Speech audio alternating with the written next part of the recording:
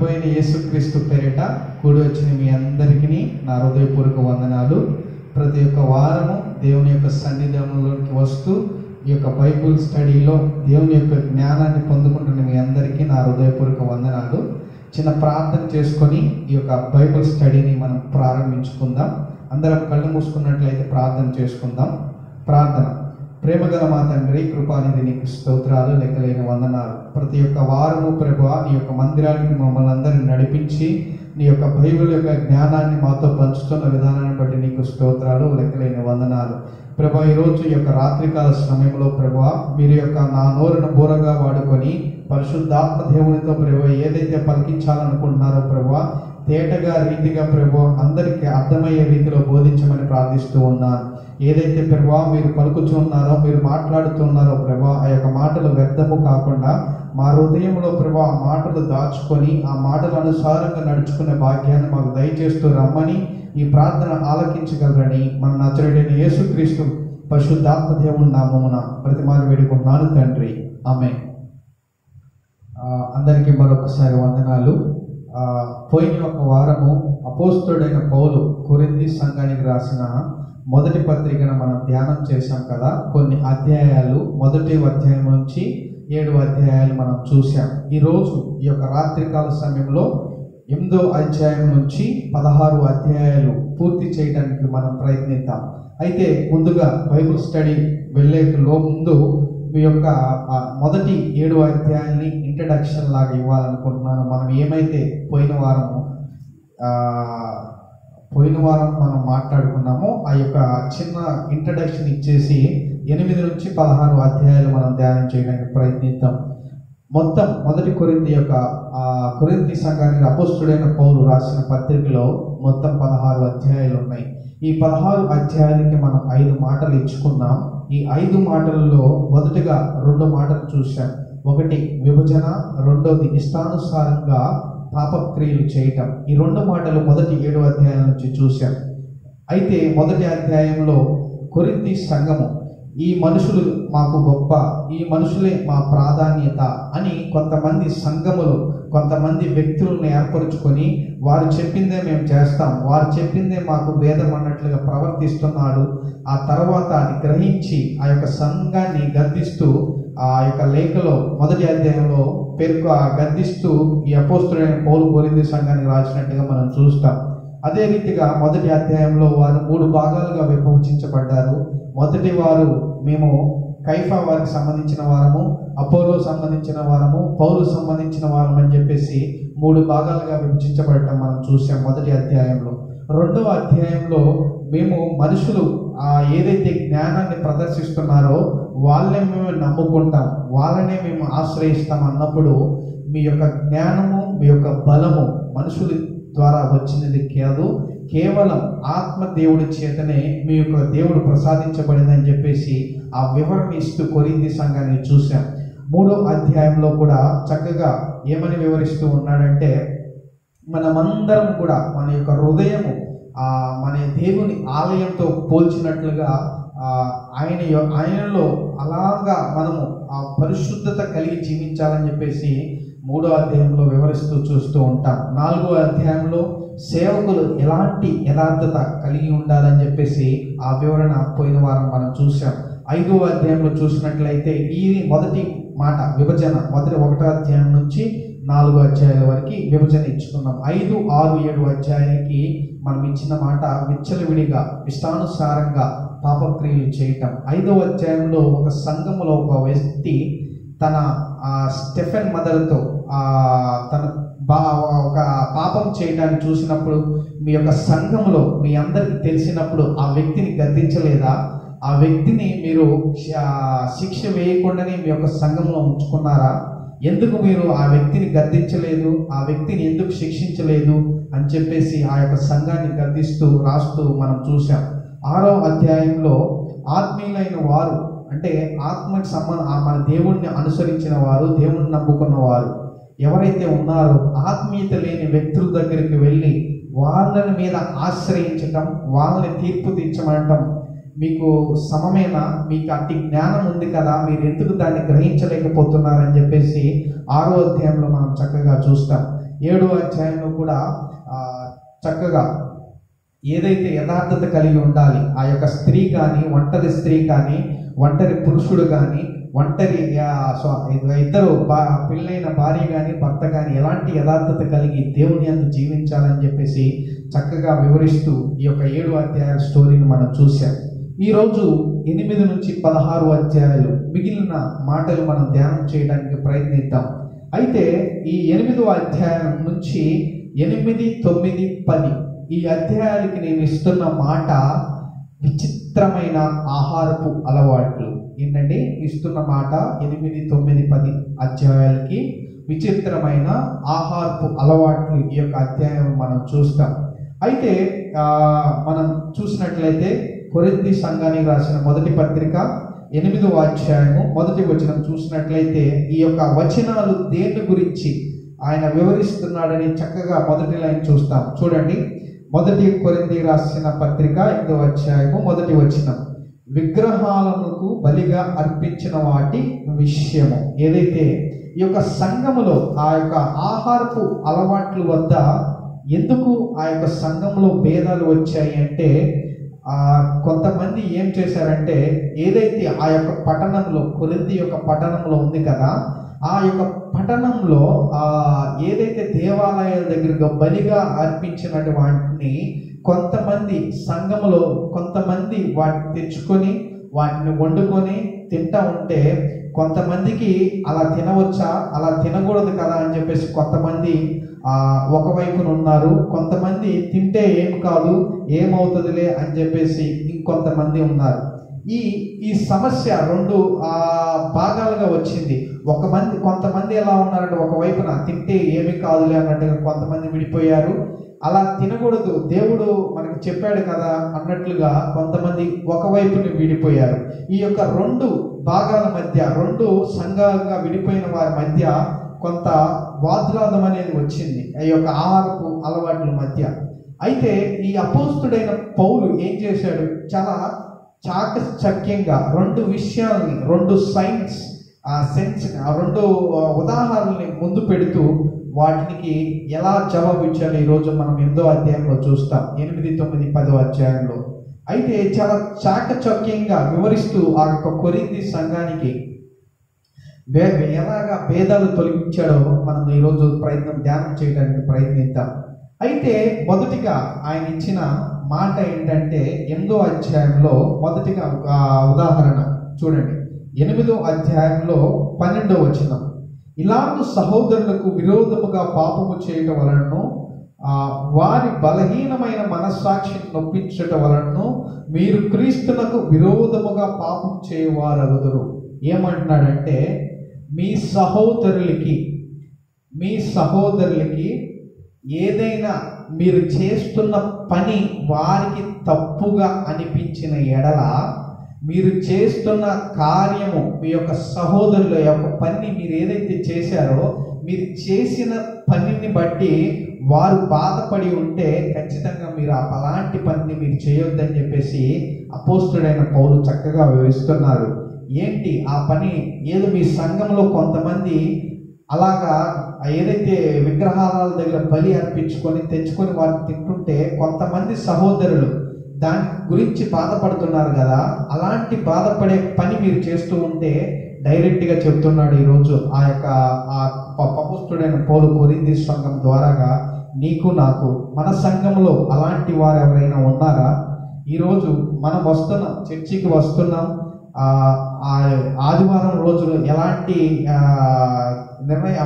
పరిశుద్ధత కలిగి జీవితాన్ని జీవిస్తున్నాము, ఆదివారం బటికే అని ఆలోచిస్తున్నావా?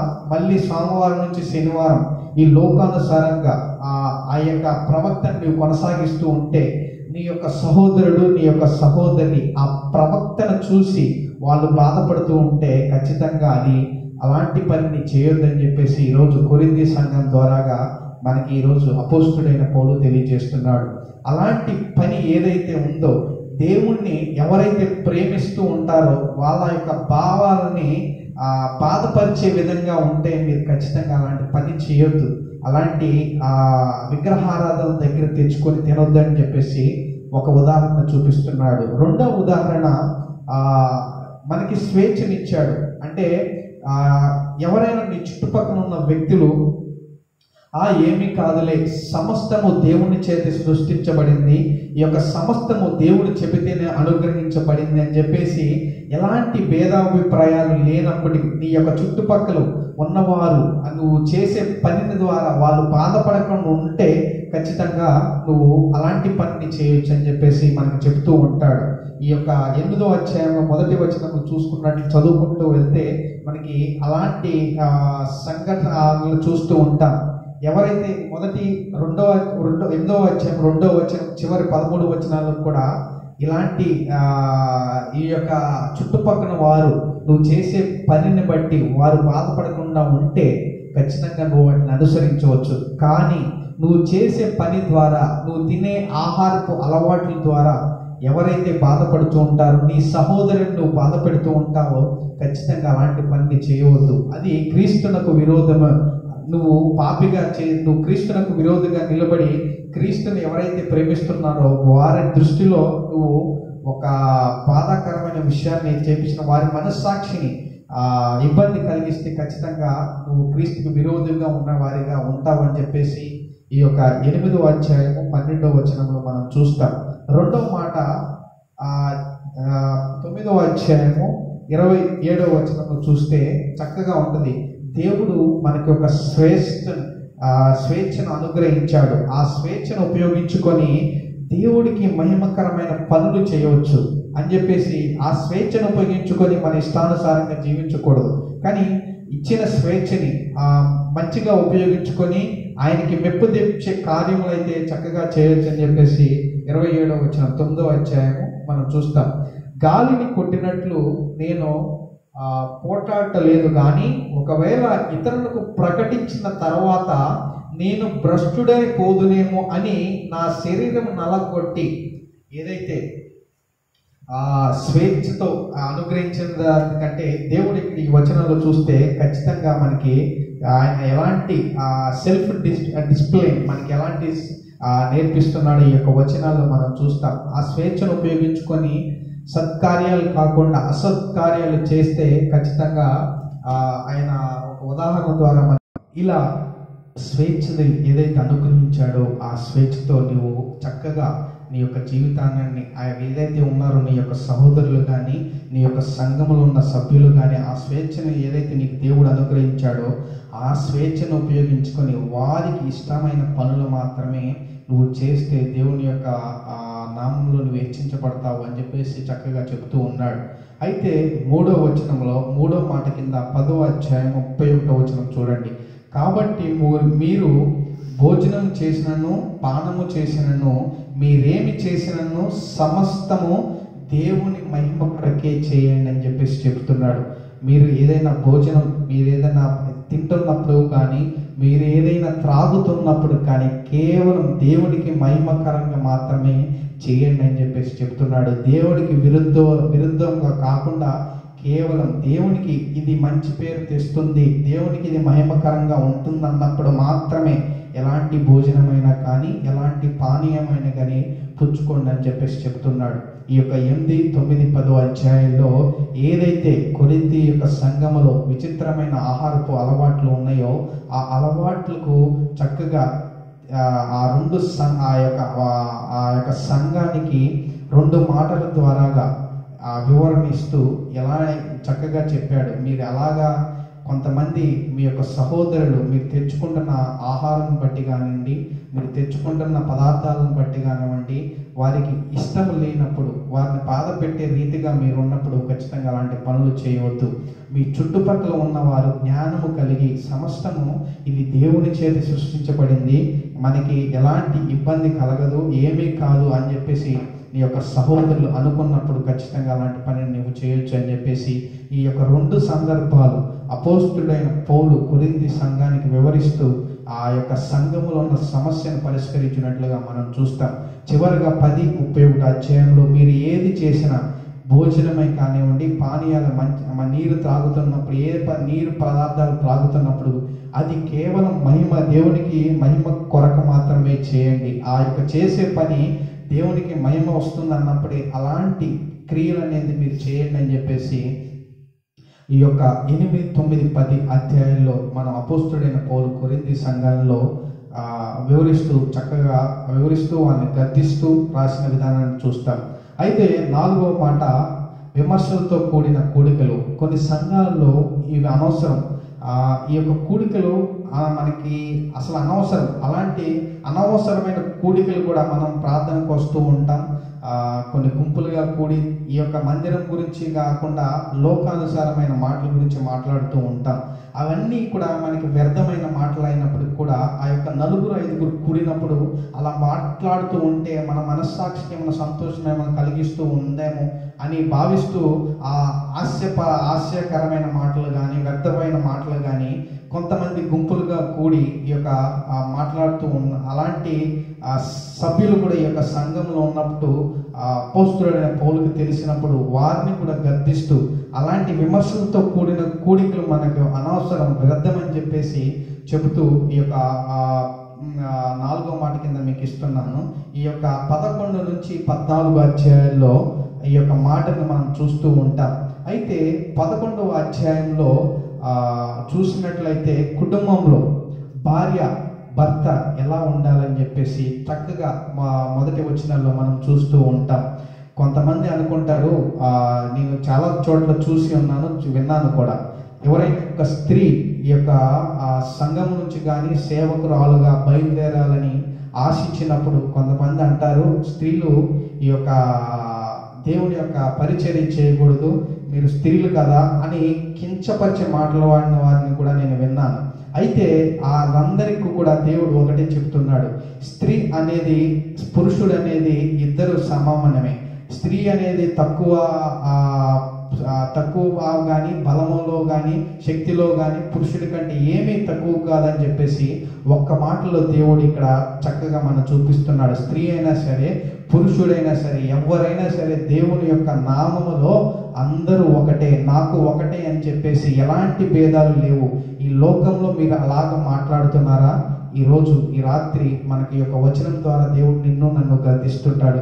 స్త్రీ అనేసి తక్కువ చులకంతో చూస్తున్నావా? స్త్రీ అని చెప్పేసి నీ యొక్క సంఘములో ఆ అవకాశాలు ఏమి కల్పించలేకపోతున్నావా?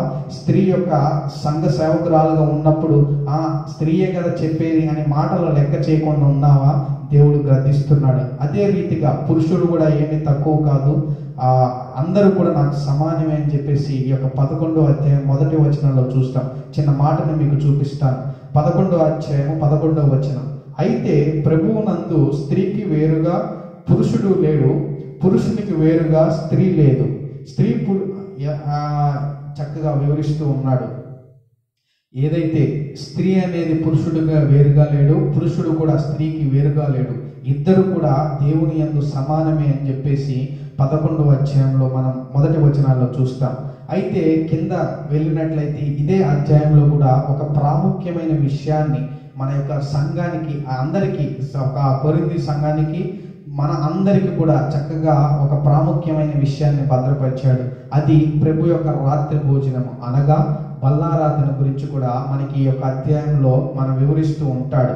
అయితే ఈ యొక్క బల్లారాధనలో ఏదైతే మాటలో ఉంటారో పాల్గొనే వ్యక్తులు అంటే మూడు విషయాలు చక్కగా వివరిస్తూ మూడు విషయాల గురించి ఈ యొక్క బల్లారాధనలో వివరించాడు.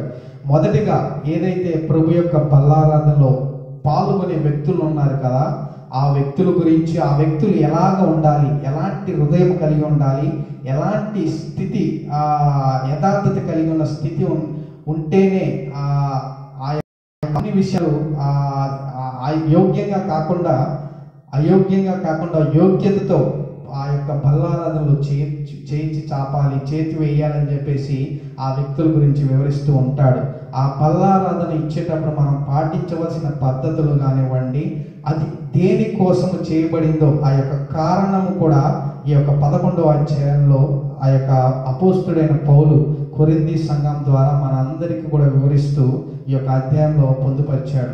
12వ అధ్యాయం అదే రీతిగా 11వ అధ్యాయంలో చూసాం కదా, ఆ బల్లారాధన గురించి కానీ, ఆ స్త్రీ భార్య కానీ భర్త కానీ స్త్రీ కానీ పురుషుడు కానీ అందరూ కూడా దేవుని యొక్క విషయంలో సమానమే అన్నట్లుగా 11వ అధ్యాయంలో వివరించాడు. 12వ అధ్యాయానికి వచ్చినట్లయితే పరిశుద్ధాత్మ దేవుని యొక్క వరాలు ఎలా విస్తరిస్తాయి మీ యొక్క సంఘములోనే కానివ్వండి, మీ యొక్క కుటుంబంలో కానివ్వండి, చక్కగా వివరిస్తూ 12వ అధ్యాయంలో చూస్తాం. ఈ యొక్క సంఘాన్ని కూడా మన యొక్క శరీర యొక్క భాగాలతో పోల్చినట్లుగా చూస్తాం. కళ్ళు చేయాల్సిన పని కళ్ళు చేస్తాయి, చేతులు చేయాల్సిన పని చేతులు చేస్తాయి, కాళ్ళు చేయాల్సిన పని కాళ్ళు మాత్రమే చేస్తాయి. మనం కాళ్ళ ద్వారా నడవగలుగుతాం, కళ్ళు ద్వారా చూడగలుగుతాం. కళ్ళ ద్వారా నడవలేము కదా, ఓన్లీ కళ్ళ ద్వారాగా మనం చూస్తాం అన్నట్లుగా ఈ యొక్క సంఘాన్ని శరీర యొక్క భాగాలతో పోల్చి చక్కగా వివరణ ఇస్తాడు. ఈ విషయాలు మీకు ఎందుకని చెప్తున్నానంటే, కొంతమంది సంఘములో ఎలాగ దేవుడు కొంతమందికి ఒక్కొక్క ప్రత్యేకతని ఇస్తాడు. ఆ ప్రత్యేకత ఏదైతే ఇచ్చాడో ఆ ప్రత్యేకతను మనం గుర్తించి ఆ యొక్క పనిని కొనసాగించే వారుగా ఉన్నామా లేదా ఈరోజు ఒకసారి ఆలోచన చేయి. నీకు ఒక పని దేవుడు అప్పగించినప్పుడు ఆ పనిని నువ్వు సక్రమంగా నెరవేరుస్తున్నావా లేదా ఒక్కసారి ఆలోచించు.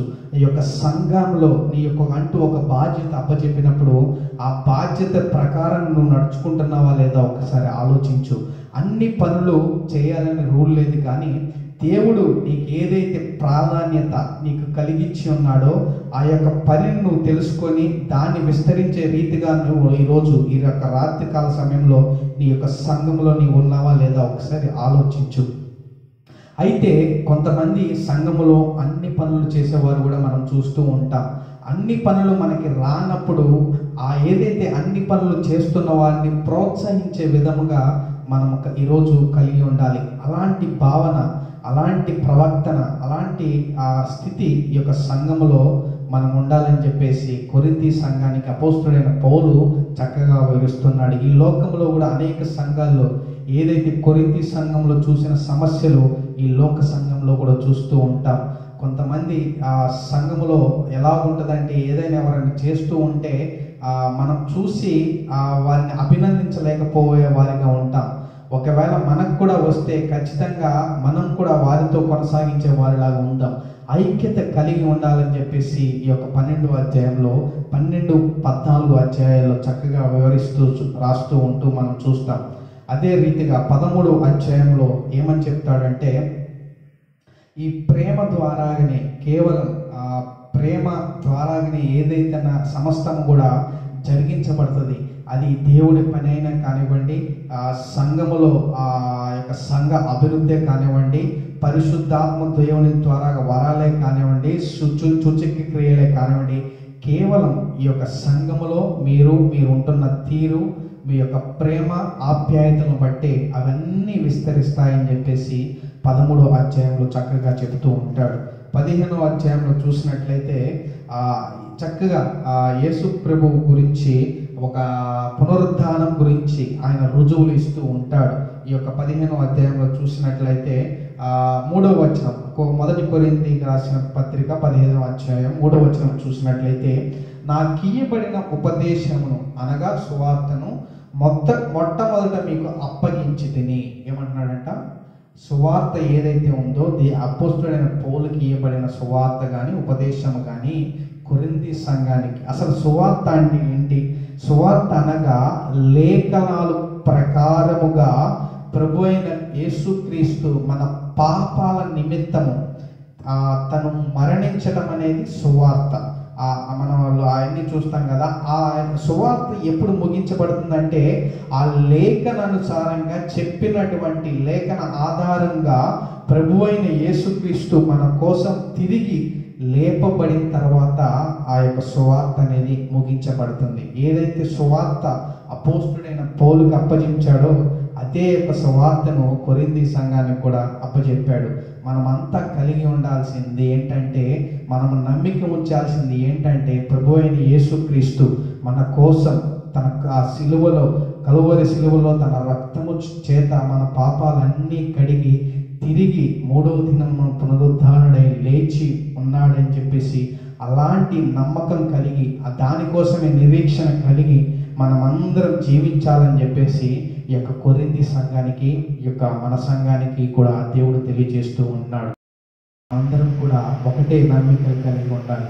ప్రభు అయిన యేసుక్రీస్తు మన కోసం తన రక్తాన్ని ధారపోసి ఆ రక్తముతో మన పాపాలను కడిగి తిరిగి పునరుద్ధరణై ఆ యొక్క సువార్తని ఆయన ముగించాడు. ఆ విషయం కలిగి మన నమ్మకస్తులు కలిగి ఈ యొక్క లోకంలో జీవించాలి. పునరుద్ధానుడనికే నారాధన, నీకే నాలాపన, విజయ గీతము పాడేదనేను. నా విజయముకై ప్రాణత్యాగము చేశావు నీవు, విజయ గీతము మనసార నేను పాడెదా. నా విజయముకై ప్రాణత్యాగము చేశావు నీవు, పునరుద్ధానుడ నీవే నారాపణ, నీకే నారాధన.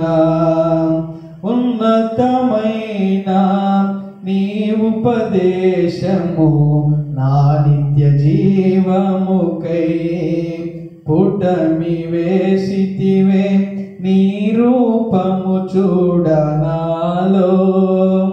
ఉన్నతమైన నీ ఉపదేశము నా నిత్య జీవముకై పుటమి వేసితివే, నీ రూపము చూడనాలో. యేసయ్యా నీ తీర్మానమే నన్ను నిలిపినది, నీ ఉత్తమమైన సంఘములో. యేసయ్యా నీ తీర్మానమే నన్ను నిలిపినది, నీ ఉత్తమమైన సంఘములో. విజయ గీతము మనసార నేను పాడెదా, నా విజయముకై. జ్ఞాపకం చేసుకో, నీ విజయానికి నా విజయానికి ఆయన యొక్క రక్తము కార్చి కల్వరి శిలువలో ఆయన యొక్క ప్రాణాన్ని పెట్టి ఆయన యొక్క రక్తము చేత నీ పాపము నా పాపము కడిగి తిరిగి మన విజయం సాధించుటకు పునరుద్ధానుడైన తిరిగి పునరుద్ధానం ద్వారా ఆయన లేచి ఉన్నాడు. ఆ యొక్క మాటను మనం జ్ఞాపకం చేసుకొని ఆయన పునరుద్ధానుడని నమ్మిక ఉంచి ఈ యొక్క సంఘములో నీ యొక్క ప్రవర్తన అనేది సాగించాలని చెప్పేసి నమ్ముచున్నాను.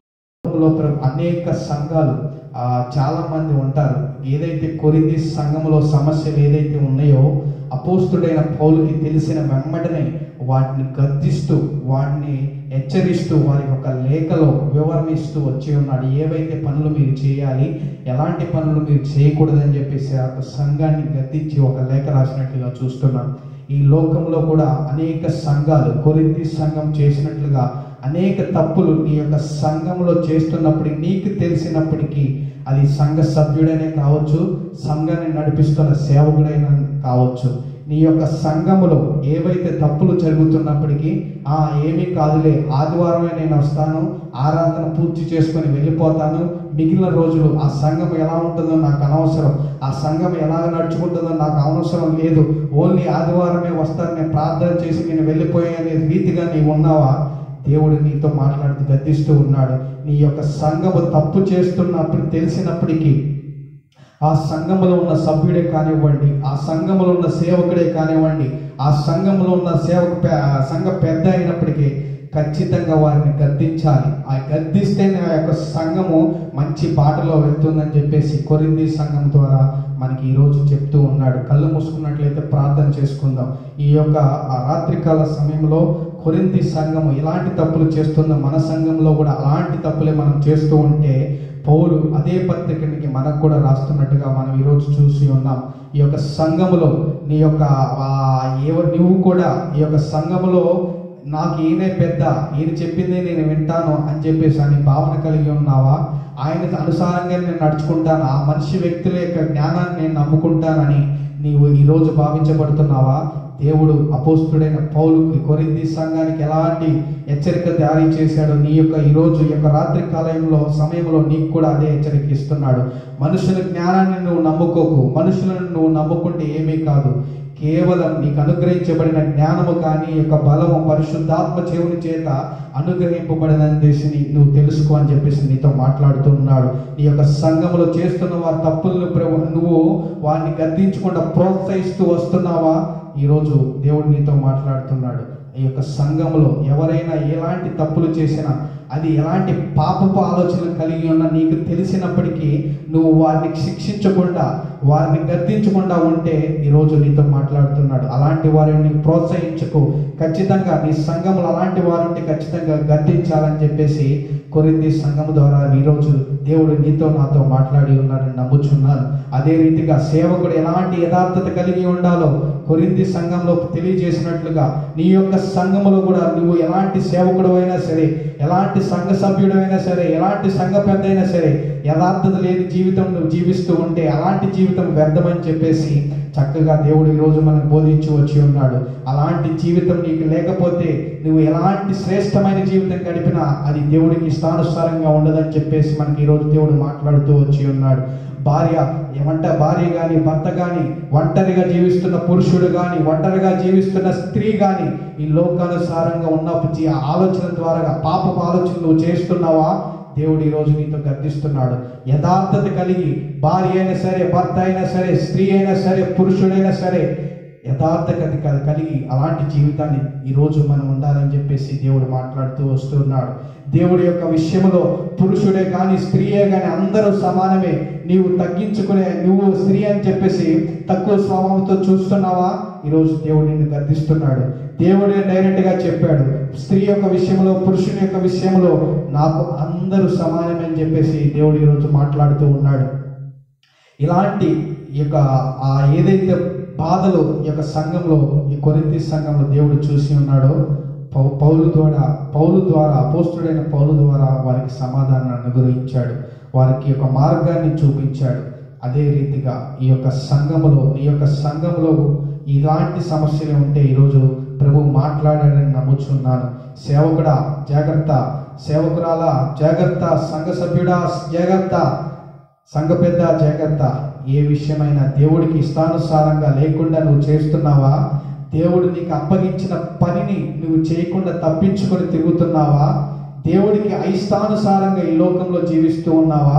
అలాంటి జీవితం జీవిస్తూ ఉంటే, ఏదైతే లక్ష్య పెట్టకుండా నీ యొక్క జీవితాన్ని లక్ష్య పెట్టకుండా దేవుని వైపు చూడకుండా నీవు ఇష్టానుసారంగా జీవిస్తూ ఉంటే దేవుడు ఈరోజు నీతో మాట్లాడుతున్నాడు. నిన్ను నేను ఎంచుకున్నాను, నిన్ను నేను కోరుకున్నాను, నీకు ఒక బాధ్యతని నేను అప్పచెప్పాను. ఆ బాధ్యతని నీవు నెరవేర్చే రీతిగా, దేవుడికి మహిమ తెచ్చే రీతిగా నీవు ఉండాలని చెప్పేసి ఈరోజు దేవుడు మాట్లాడిన విధానాన్ని బట్టి నీకు స్తోత్రాలు ప్రభా. ప్రేమ గల మా తండ్రి, కృపానిధి, నీకు స్తోత్రాలు, లెక్కలేని వందనాలు ప్రభా. కొరింథీ సంఘం ఏదైతే రీతిగా ప్రభా తప్పులు చేస్తూ ఉన్నారో ప్రభా, ఈ లోకాల్లో కూడా ప్రభా ఈ యొక్క మా సంఘంలో అనేక రీతిగా అనేక విధాలుగా తప్పులు చేస్తూ ఉన్నాము. మమ్మల్ని క్షమించండి, మమ్మల్ని ప్రభా మీ యొక్క క్షమించండి.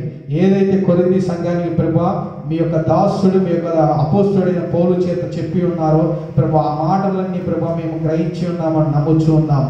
మా సంఘంలో అదే రీతిగా తప్పులు మేము చేస్తూ ఉంటే మమ్మల్ని క్షమించండి ప్రభా. నీ యొక్క మాటలు ప్రభు మా యొక్క హృదయంలో భద్రపరిచిన విధానాన్ని బట్టి నీకు స్తోత్రాలు. ఎలాంటి పనులు చేయకూడదో, ఎలాంటి పనులు చేయాలో ప్రభా నీకు ఇష్టానుసారంగా ఎవరైతే నీ యొక్క సంఘము నీ యొక్క ప్రేమ కలిగి ఉన్నప్పుడు ప్రభా వారి మనస్సాక్షిని మేము దెబ్బతీయక ఉండినట్టుగా అలాంటి ప్రవర్తన మాకు ఎలాగ ఉండాలో ప్రభా చెప్తూ వచ్చిన విధానాన్ని బట్టి నీకు స్తోత్రాలు. ఈ రోజు నుంచి ప్రభా ఈ రోజు నుంచి ప్రభా మీ యొక్క తీర్మానం తీసుకుంటున్నాము. సంఘంలో ఏ యొక్క సహోదరుడు కానివ్వండి, ఏ యొక్క సహోదరి కానివ్వండి, ఏ యొక్క సేవకుడు కానివ్వండి, ఏ యొక్క సంఘ పెద్ద కానివ్వండి ప్రభా, నీకు విరోధమైన పనిని చేస్తూ ఉన్నప్పటికీ, నీకు విరోధమైన క్రియను చేస్తూ ఉన్నప్పటికీ, నీకు ఇష్టం లేని పనిని వారు నడుచుకున్నప్పటికీ ప్రభా, మాకు తెలిసినప్పటికీ ప్రభా వారిని గద్దించాలని చెప్పేసి మాకు బోధించిన విధానాన్ని బట్టి నీకు వందనాలు, స్తోత్రాలు. అదే రీతిగా నీ యొక్క సంఘంలో ప్రభు ప్రతి ఒక్క బిడ్డ మేము చేసే యొక్క పని ద్వారా వారు ఇబ్బంది పడకుండా ఉండే అలాంటి క్రియలు చేయమని చెప్పేసి మాకు నేర్పించిన విధానాన్ని బట్టి నీకు స్తోత్రాలు, వందనాలు ప్రభా. ఈ యొక్క ప్రార్థన ఆలకించి ప్రభా మాకు మంచి జ్ఞానాన్ని ప్రభా ఈ సంఘంలో ఎలా నడవడితే నేర్చుకోవాలని నేర్పిన విధానాన్ని బట్టి నీకు స్తోత్రాలు తెలియజేస్తూ ఈ ప్రార్థన ఆలకించగలరని మన నజరేయుడైన యేసుక్రీస్తు పరిశుద్ధాత్మ దేవుని నామమున బతిమాలు వేడుకున్నాను తండ్రి. ఆమేన్, ఆమేన్, ఆమేన్. అందరికీ వందనాలు. ప్రైజ్.